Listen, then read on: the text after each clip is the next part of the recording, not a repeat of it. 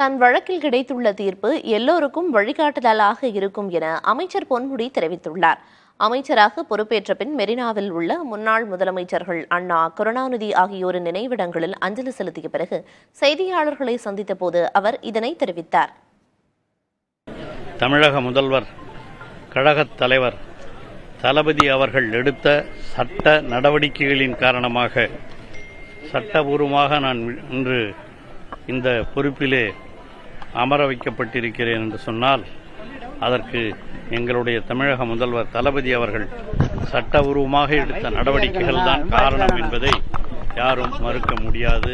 என்னுடைய கழகத் தலைவர் அவர்களுக்கும் என்னோடு ஒத்துழைத்த வழக்கறிஞர்கள் இளங்கோ, வில்சன் ஆகிய கழகத்தினுடைய வழக்கறிஞர்களுக்கும் என்னுடைய உளமார்ந்த நன்றியை நான் உங்கள் மூலமாக இன்று தெரிவித்துக் கொள்கிறேன். இந்த சட்டமன்றத்திலே கிடைத்திருக்கிற